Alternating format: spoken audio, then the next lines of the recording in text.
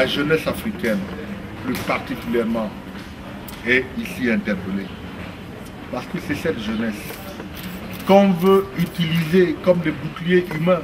C'est elle qui doit pouvoir prendre, n'est-ce pas, le relais. C'est elle qui doit maintenir cette flamme.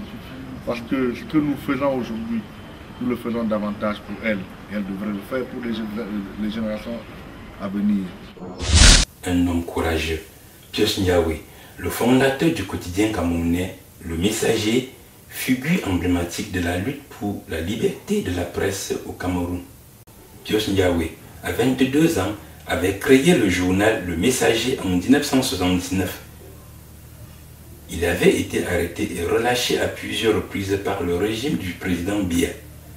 On lui doit notamment la publication en décembre 1990 de la lettre ouverte de Célestin Monga intitulée « La démocratie truquée », qui provoqua une des plus grandes crises politiques que le Cameroun ait jamais connues et qui lui a valu, ainsi qu'à l'auteur, une arrestation en décembre 1990.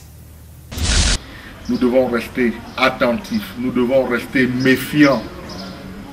Nous devons surtout développer cet esprit de résistance que eux ils ont développé.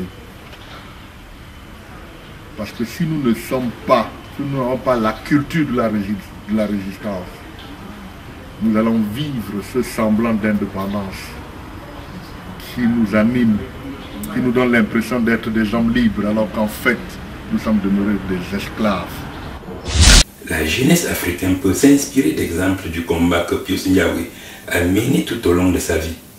C'est un exemple de bravoure et de dynamisme pour l'Afrique de demain. Toutes ces actions ont valu à Pius Ndiaye plusieurs distinctions sur le plan international. Pius Ndiaye, le fruit de ton labeur, nous fera vivre pour toujours.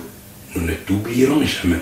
Tous les peuples africains te disent merci et merci une fois de plus. C'était Le Doux Paradis. C'était Le Doux Paradis, le messager de la paix et d'amour.